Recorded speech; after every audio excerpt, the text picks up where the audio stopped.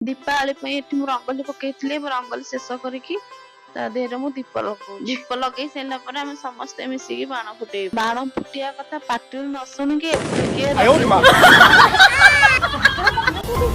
ରାଧା କାହିଁକି ଉପରେ ରଡିଗଲା ବୋଲି ତା ବାବା ଦୌଡିକି ଆସୁଛନ୍ତି ଦେଖିବା ପାଇଁ। ଆରେ ଇଏ କାହିଁ କବାଟ ଭିତରେ ପଶିଛି। ବାଣ ଶବ୍ଦ ଶୁଣିକି ରାଧା ଭୟରେ କବାଟ କଣରେ ଲୁଚିଛି।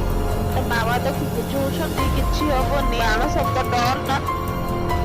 ତା ବାବା ସିନା କହୁଛନ୍ତି ଡରନି ବୋଲିକା, ବମ୍ ଟି ଗୋଟେ ତଳେ ଫୁଟେଇଲା, ଉପରେ ପୁରା ସେ ଶୁଣିକି ଛାନିଆ।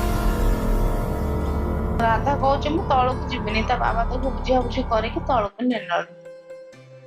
ରାଧା ଏବେ ରାଜି ହେଇକି ତା ବାବା ସାଙ୍ଗରେ ତଳକୁ ଗଲାଣି। ଆମର ଏଥର ଚାଲିବ ଦୀପାବଳି ପାଇଁ ନାଚ ଗୀତର ଆସର। ରାଧା ସହ ଆମେ ବି ତଳକୁ ଯିବା, ବାଣ ଫୁଟା ପାର୍ଟିରେ ଯୋଗ ଦେବା। ଆପଣ ମାନେ ବି ଆସନ୍ତୁ, ଆମର ଏଇ ଦୀପାବଳି ସେଲିବ୍ରେସନରେ ଯୋଗ ଦେବେ। ଏବେ ଆମର ସେଲିବ୍ରେସନ ଷ୍ଟାର୍ଟ ହେଲାଣି, ଆପଣ ମାନେ ବି ଏନ୍ଜୟ କରନ୍ତୁ। ଭୟରେ ଆସିକି ତା ମା କୋଳରେ ବସି ପଡିଛି।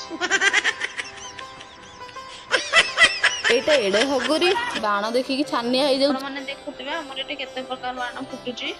Oh my God!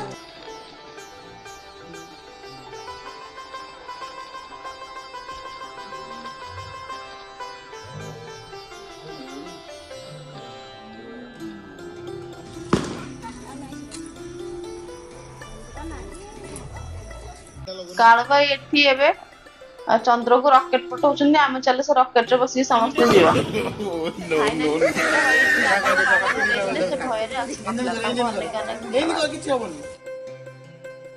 ଏଠି ଚକ୍ରି ବାଣ ବୁଲିବା ସହିତ କାଳୁ ଭାଇଙ୍କର ଡ୍ୟାନ୍ସ ବି ଦେଖ। କାଳୁ ଭାଇ ଏଠି ବାଣ ଫୁଟେଇକି ଆସିଛନ୍ତି କି ଗଡ ଜିତିକି ଆସିଛନ୍ତି ଏଠି ସମସ୍ତେ। ନୀତି ସେଠି ହନୁମାନ ପରିକା ବନ୍ଧୁକ ଧରିକି ଖପାଖପ ହେଇକି ଡେଉଁ। ଆଗକୁ ଆମର ଅନେକ ବାଣ ଅଛି ଫୁଟିବାର।